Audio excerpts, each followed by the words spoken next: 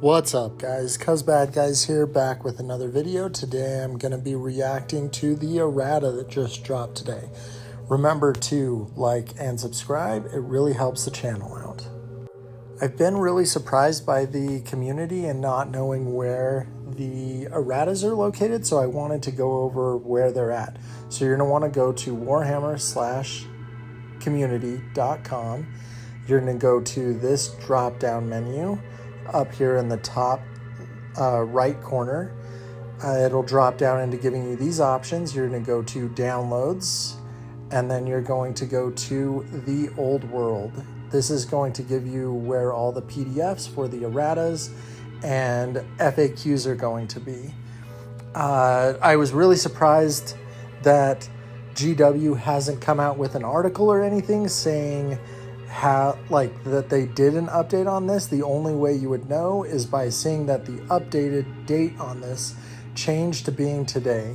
It's crazy that they don't come out and say, hey, we dropped an errata or we've dropped an FAQ.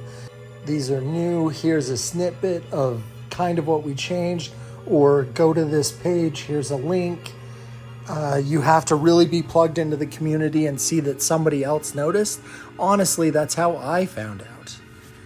So let's go ahead and get into the meat and potatoes of what this errata is going to be. I'm just going to pull them up on the page. The magenta is going to be what is the new stuff. The blue stuff is going to be what was errated the last time, and then the black text is what was already previously errated. So this is going to be version 1.2. And I have not gone through and read this document yet. This is truly a first impressions, first reactions to what they've errated and changed. So starting off with the errata, I'm going to be reading only the stuff that's in magenta, as it's the stuff that is brand new. So starting off with what is errata for page 170 for Fly X. Change the first paragraph to the rule 2. Whenever a model with the special rule moves, it can choose either to move across the ground as normal using its given movement characteristics, or to move by flying through the air. When a model flies, it uses a special fly movement characteristic shown in brackets after the name of this special rule, shown here as X. Models that choose to move by flying. So this is just a true errata, changing what's actually in the book. I think everybody's already using it this way. The next one is going to be page 173 for monster handlers. Change the third sentence of the second paragraph of the rule 2. On the roll of a 1 through 4, the monster loses a wound. On a roll of a 5+, one of the handlers is removed instead. I don't know if this is truly changing something in the book. It must be, because it's an errata. Monster handlers are incredibly rare. I think, just off the top of my head, it's only going to be Dark Elves and Lizardmen, I think. Both of which are legacy armies. Good to see that legacy armies are getting love by getting erratas in the standard rulebook. I don't know off the top of my head of another monster handler in the game, but I'm glad it's getting addressed. That looks like that is it for magenta for the erratas. So now we are moving on to page 2, and it's the frequently asked questions, or page 3, and it's the frequently asked questions. So first magenta frequently asked question is going to be, what happens if a hit roll is rolled on the scatter dice for an object that moves in a random direction? Do I use the small arrow on the hit icon to determine the direction? Essentially, objects that move in a random direction scatter as described on page 95. Such objects only move in the direction shown by the small arrow on the hit icon if the rule tells you that they do so. Otherwise, the object does not move. Nice. This is a clarification off of the top of my head specifically for fanatics, because fanatics just says that they move in a random direction. And this is the way that I've actually seen a lot of the community do it, is that a hit on a scatter dice makes it so they don't move, because that's exactly what it says on page 95. So I'm glad that there is some clarification for all the holdouts of saying that random has to be a direction. Random doesn't have to be a direction, as stated in this FAQ. That's awesome. I'm glad that there's clarification on that. Next one. If some of my opponent's attacks cause multiple wounds to be lost per unsaved wounds they cause, in what order are those unsaved wounds applied to my unit? Apply unsaved wounds to a unit one at a time and one model at a time. When a model is reduced to 0 wounds on its profile, it is removed from play as a casualty, as described on page 102. If a model loses more wounds than it has on its profile, the excess wounds are lost. They do not spill over onto other models in the same unit. With this in mind, apply unsaved wounds that cause models to lose all of their remaining wounds first. Killing Blow and Monster Slayer, for example. Then unsaved wounds that cause multiple wounds will be lost. Multiple wounds X, for example. Then finally, unsaved wounds that cause a single wound to be lost.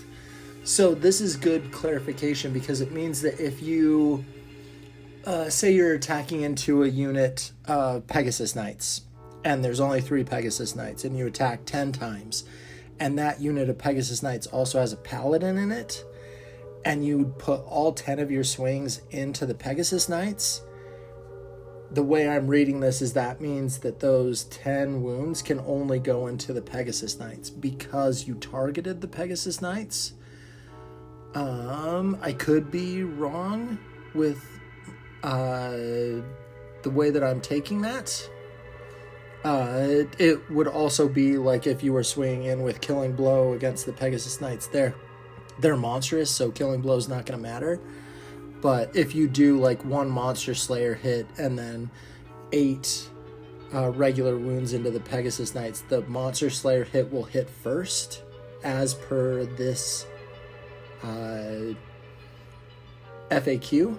So it means that that wound has priority over other things. Good to see that there is some clarification on that. Let's go down to the next stuff. So the next one is going to be movement. What constitutes a move? Quite simply, if you touch a model or unit and change its position in any way, it has moved. There are some exceptions to this. A war machine that pivots does not count as having moved, for example. But in the vast majority of cases, the term move follows the broadest definition. If a model or unit shifts its position or changes its location, it has moved. So I think this movement clarification is for drilled, because drilled says that if your unit moves, you get a free change the ranks. And that means that anytime you ever do a move, which could be anything like a pursue move, a free reform, a charge, any of the things, anytime that you're ever moving that unit gets to reform because it's drilled. And drilled says whenever you move this unit, before it moves, it gets to reform. So make sure that you understand that you need to reform before you move. So you have to have space to be able to place the models before you move, because it's always before you move. Let's move on. What is the furthest a model can move? No model can move more than twice its movement characteristic, or when movement is determined by a dice roll, such as when a unit charges or flees further than the distance rolled. There are, of course, exceptions to this, the most obvious being when a unit is in marching column, marches at triple its movement characteristic. When models are moved by the effect of a spell, then the unit is obligated to continue its move rather than end up on top of another unit, and obligatory moves, such as when a charging unit wills to align with an enemy, or when a unit pivots before fleeing. Note that when a unit wheels, those at its rear do not really follow a long curved path as it might appear when moving a large block of models on the table. In reality, those models would make a more direct route, following the path of the front rank, reassuming their formation behind it. Accordingly, we do not measure the distance moved by models in the rear rank of a wheeling unit. Note also that when a unit is permitted a free maneuver before or after moving, this is free in that it does not count towards the move itself, but the limitation that no model can move more than twice its movement characteristic applies within the maneuver. So that really knocks down Linehammer. So if you have a 20-man unit and you're already 10 wide and you try to reform the ranks with drilled, you can't take a model from the left side and put it on the right side and then move it forward, because then it would be moving, because it would move from the left side to the right side and then move forward, and you can't move more than twice your movement characteristic. So you would want to move a guy from the left side to the left front. Does that make sense? So you want to be really particular with how you're moving your models and making sure that you're not actually moving double your movement. Totally makes sense. Moving on, the next one is going to be, can a wizard cast a conveyance spell during a turn in which they charged? The answer is no. Which makes sense, because when you charge, you get to base, and when you're in base, you can only cast self-range stuff and assailments. So that answer totally makes sense. The next one, how many magic missiles or magical vortexes can a wizard attempt to cast during the shooting phase? As many as they know, though there are exceptions. Some magic items allow a wizard to know extra spells, but limit how many they can cast per turn, for example. A wizard can usually attempt to cast each of their spells once per turn. Totally makes sense. They're able to do any of their spells, so if you have a battle wizard that knows Fireball and Arcane and Pillar of Fire and has the Ruby Ring, he can do all three of them because they're all considered to be different and they're all just known spells. That FAQ totally makes sense. I understand the reason for asking this because in the shooting phase it says that any model can only attempt one shooting attack, and then it also says that magic missiles are a shooting attack. So I understand the reason to ask the question and the need for the answer, because some people might think that you can only do one because the rulebook says, but understanding that you can attempt all of your magic in a turn also makes sense. Moving on to the next.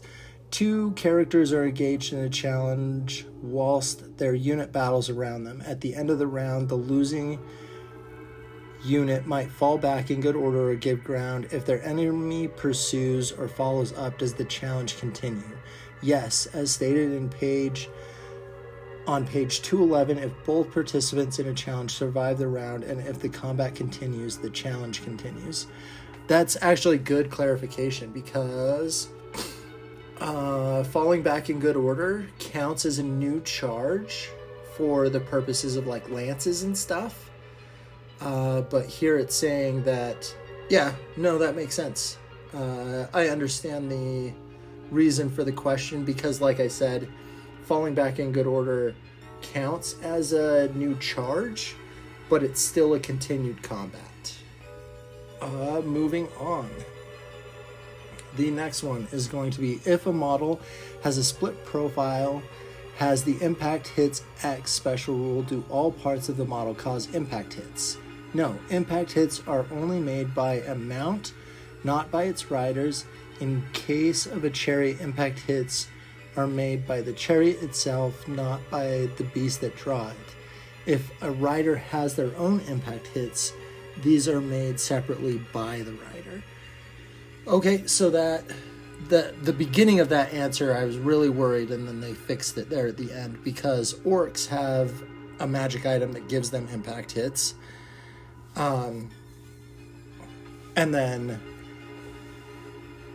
is it Tomb Kings has a magical item that you give to a chariot that upgrades their impact hits? I think they do. Both of which are going to be affected by this question. Moving on, if a unit with the impact hits X rule overruns or pursues into contact with an enemy unit, it counts as having charge in the next turn, and if it moved far enough, will be able to make impact hits. If that unit is charged in its flank or rear by another enemy unit before the combat phase of the next turn, can it direct impact hits against the charging enemy unit? No, a model can only direct an impact hit against an enemy it has moved into base contact with. This remains the case even if a challenge arises invoking a model within a unit that charges the flank or rear of the unit making the impact hits. In such cases, impact hits cannot be directed against the other participants in the challenge. Instead, they are directed against the unit charged by the model making the impact hits.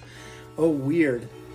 So that means if you have a character on a chariot, they overrun into a unit in your turn, and then in your opponent's turn, because it wouldn't be an ongoing combat, that combat wouldn't go until your opponent's turn. And then your opponent, say they have another unit that's lined up to be able to charge that chariot, like in the flank or the rear or something, and they charge, and then they do a challenge, and because that's a character on the chariot, they wouldn't be able to not accept, because nobody else would be in the combat, just the chariot. This answer is saying that those impact hits get to hit the unit outside of the challenge. Is that... Let me double check the... This remains the case even if a challenge arises involving a model with a unit that charges the flank or rear of the unit making the impact hits. In such a case, impact hits cannot be directed against the other participant in the challenge. Instead, they are directed against the unit charged by the model making the impact hits. Wow. So this is the only time you're able to actually hit outside of a challenge with a participant in a challenge. That's crazy. But it's also a very fringe situation, and that happening on the tabletop, I don't see that happening incredibly often. But it's a weird choice, because in every other situation you can never attack outside of a challenge, but that's the way they've gone with the answer for the question. Moving on to the next. Can a model in the rear ranks of a unit shoot at a large target? Yes. As stated on page 172, a model can draw line of sight to a large target over or through other models. Absolutely. I have actually used this in my Empire army. I use a unit of crossbowmen that I usually deploy. It's a unit of 20 or 25, totally depends on how I'm playing the army. And I usually deploy that unit 5 wide, 4 deep. And I usually target large targets with it. So I'll shoot at dragons or monsters that have large target. And I shoot every single model that is a crossbowman at that large target. And yeah, page 172 totally clarifies that. Says that they can. Units with the Motley Crew special rule use the armor value of the majority of models. What if there is an even number of different armor values? In such a case, use the better armor value. I actually use this. So Black Orcs have Motley Crew. You can give them shields, which makes them go from a 4 plus armor for their full plate down to a 3 plus armor. And then I usually run a 7 frontage of a unit. And then I make sure that 4 of them... Oh no, I usually run 8. And I usually make sure that 4 of them are using hand weapon shield. or chop a shield, and it gives me a 3+ armor save. And this is just reaffirming that you use the better armor value. That's great in getting that clarification. Moving on to the next. Is the armor value of a regeneration save improved by a shield or barding? No. That is pretty self-evident. I don't know why they needed to clarify that, but because regen can't be improved by any means, so makes sense. Moving on to the next. If a model with a split profile has a stomp attacks X special rule, do all parts of the model make stomp attacks? No, stomp attacks are only made by a mount, not by its riders. In the case of a chariot, stomp attacks are made by the beast that draw it, or if there are no beasts, by the chariot itself. Makes sense. Yeah, stomp attacks have to be made by the thing on the ground. So the stomp attacks coming from a split profile thing in this case would come from the dragon or the griffin or the wyvern, whatever has the stomp attack special rule, and wouldn't get weapon increases or magical weapon increases, like none of that stuff. So makes sense. Moving on, do models that cause terror cause it in models that cause fear? No, models that cause terror cause fear in models with the fear special rule, even though such models are normally immune to fear. Yeah, that is stated under the terror special rule, that terror causes fear to things that cause fear. Moving on, how do I determine the center of a unit of skirmishers? The center is the point that is equidistant from the models at the extremities of the group. However, when considering blast templates, the purpose of placing a blast template over the center of a unit is to ensure a significant number of models are underneath it. In the case of a unit of skirmishers, this is not always possible. Therefore, you may place the center hole of the blast template over the model closest to the center of the unit of skirmishers. Yeah, so you put it over a dude at the closest center of the unit. So there's no shenanigans with trying to make it so you have less hits with skirmishers and you don't get an auto hit. So makes sense. Sometimes when a unit of skirmishers charges or is charged, some of the models cannot move far enough to form up with the rest of the unit. What happens to those models? The unit loses coherency as described on page 184. This means models belonging to the unit must be removed from play as casualties until the unit becomes coherent. Whoa. So the way my community has been playing it is that the skirmishers just teleport and get to the unit. This means you never want your unit to be Congo lined, because if the edge of your skirmishers gets charged, every model that can't get into base to be able to form up. So you have to be able to get to base with the unit or get to the back of the unit. And if you can't, you die. That is nuts, but it also reins in skirmishers. So that reining in skirmishers is actually going to be really good.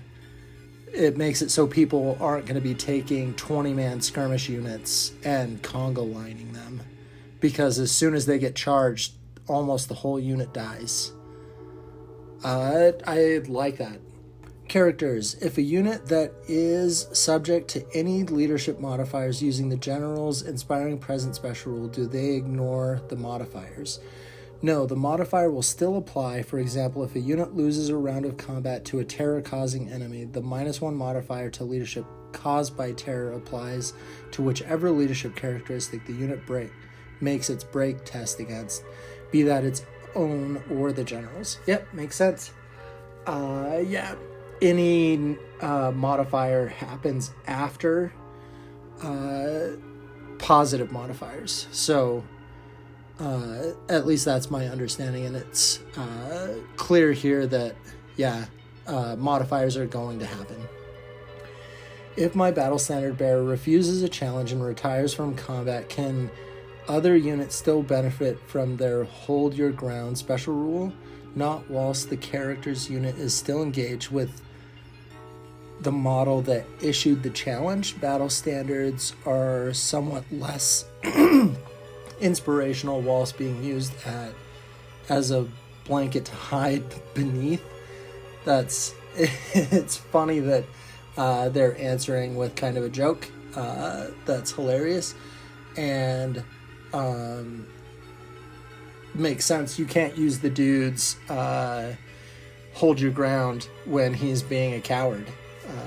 Makes sense. The rules say that if you do retire to the back, that the unit can't use his abilities, but it doesn't say that other units can't, and this is clarifying that other units can't. Good clarification. Moving on. If I have a character with an armor value of 6+ mounted on a chariot with an armor value of 4+, for example, am I obligated to use the chariot's armor value? No, you can choose whichever armor value is better. However, allowing for magical armor and other special rules better is somewhat subjective. Obviously, an armor value of 4+ is better than one of 6, but there's often more to decide which armor to use than just the armor value it offers. Many types of magical armor confer additional bonuses that make them better. Basically, when the rule says choose, they are giving you a choice. So this I think is specifically calling out Glittering Scales, which is a 6+ armor save that has -1 to hit, but you have to use that armor for the minus to be applied. So that's what this question and answer is answering. But if you use the Glittering Scales, you have to use the 6+ armor save. Okay, does the presence in a unit of a character whose base takes up the space of 2 or more models in 2 or more ranks reduce that unit's rank bonus? No.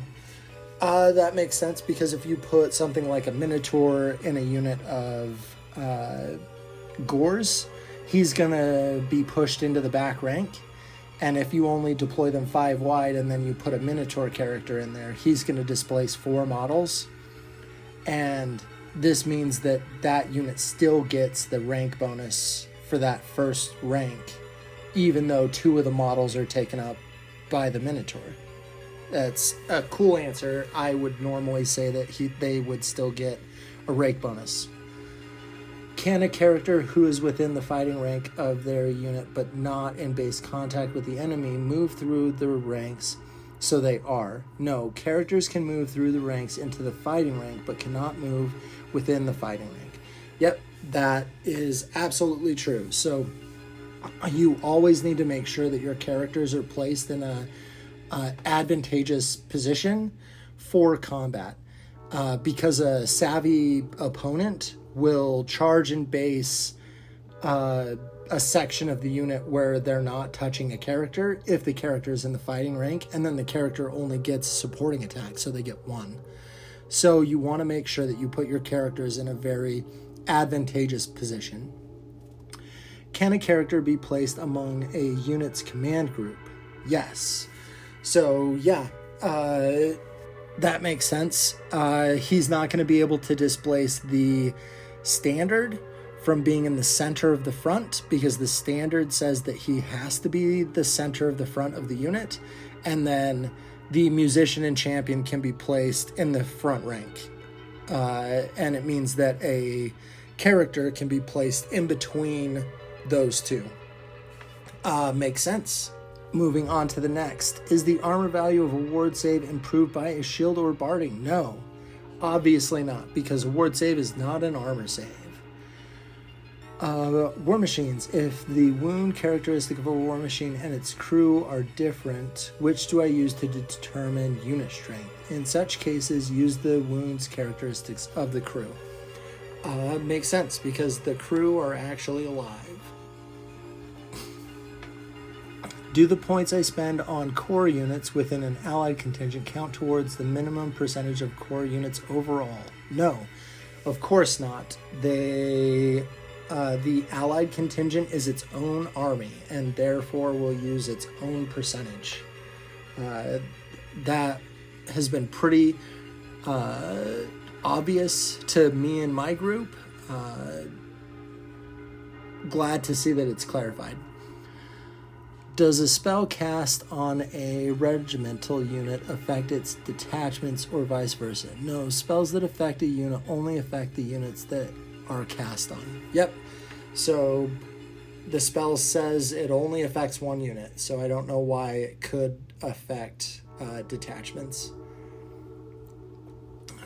Moving on to Lures of Magic. Does the spell Plague of Rust reduce the armor value of a ward or regen save? Answer, no. Of course not. Plague of Rust says armor. It reduces armor. Even though ward and regen saves are considered armor saves, they are not truly armor saves. They're just named armor saves because you roll them with armor saves. Glad to see that there's a clarification for this. Do potions affect models' mounts? No. That is surprising. I don't know if they realized that the potion of healing is a potion, and that means that if you are if you're riding a dragon, if you're riding a wyvern, if you're riding a griffin, you can't take the potion of healing because the potion of healing can't heal your mount. And you're a split profile that gets plus wounds from the mount. So that means potion of healing can no longer work on those models. I don't know if the answer to this is meant to be affected by that. How many spells does a wizard with the Arcane Familiar know? For example, does a level 3 wizard know 3 spells from 2 lures, 2 from one and 1 from the other, or 6 spells, 3 from each lure? An Arcane Familiar does not increase the number of spells a wizard knows. It simply allows them to know spells from 2 lures. Thus, a level 3 wizard would know 3 spells from 2 lures. Interesting. So I thought you had to split evenly as possible with Arcane Familiar. The answer to this question is saying that you get to pick. So that means the way I'm reading this means that a level 4 wizard with the Arcane Familiar could take 1 from one spell lure and 3 from another. That's the way I'm reading this, because it says you only know 3. 3 from 2 lures. It doesn't clarify that you have to split evenly, none of that stuff. It just says you know spells. And that is going to be it for the FAQ. Let's also go through the Forces of Fantasy and Ravening Hordes, as they were both also updated. Again, I'm only going to be reading the magenta ones. So, Forces of Fantasy, this is going to be version 1.1. The first one is going to be an errata for page 70, Imperial Griffin Special Rules. Delete 2 heads from the end of the Imperial Griffin's list of special rules. Yeah, so it doesn't automatically get 2 heads. I've seen some people try to argue that. Errata for the Arcane Journal, the Axe of Dargo. Change the strength characteristic of the Axe of Dargo to strength plus 2.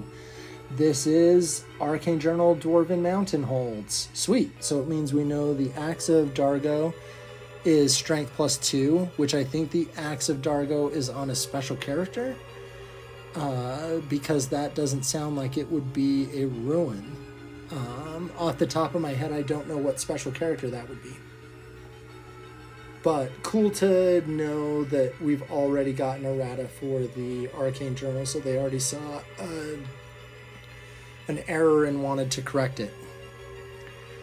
All right, on to frequently asked questions. Can a royal champion in a unit of hammers put weapon runes on their great hammers. No, weapon runes can only be inscribed upon a hand weapon or great weapon, and whilst a great hammer is similar to a great weapon, it is not a great weapon. A great hammer is a unique type of weapon with its own profile and rules. Yep, so that makes sense. You can't put runes on a hammer. When a model with the Slayer of Demons, or Slayer of Dragons special rules hits with an enemy unit using the Death Blow special rule, does the hit benefit from the Slayer special rule? Yes. So this is going to be the 4-up hits that they do when they die, and that means those strength, I believe they're strength 3 hits from Death Blow, means they always wound on a 4+ from Slayer. That's a great addition to Slayers, because Slayers, without them being core, I really hope that the Arcane Journal has a Slayer army in it, and you're able to take Slayers as core. I really want that fluffy unit to have more utility than just being stuck in special and having to drop other things for it. Moving on to Empire of Man. Can a steam cannon fire grape shot? Yes, grape shot can be fired by any cannon. Yep, any cannon that says cannon, that says cannon fire can absolutely use grape shot. Can a steam tank's engineer, commander, and steam cannon both shoot during the same turn? Yes, the engineer commander does not fire the steam cannon. Imagine there's a very hot and bothered crew hidden away inside the steam tank, whose endeavors leaves the engineer commander free to fire their own weapon. Yeah, the way I've always seen it is a steam tank is a chariot and the commander is a rider, and they are separate entities. So I'm glad for the clarification.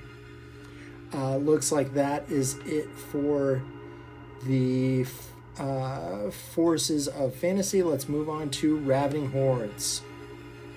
Ravening Hordes, this is going to be version 1.1. First errata is page 25, Night Goblins. Change the option to include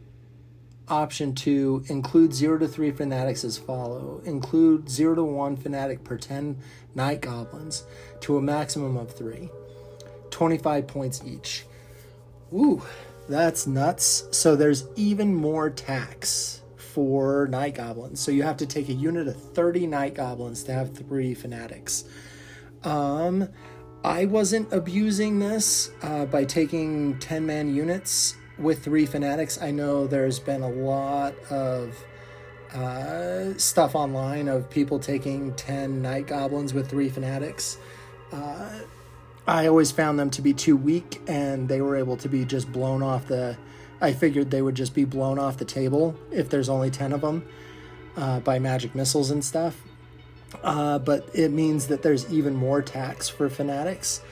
Let me do some math in my head.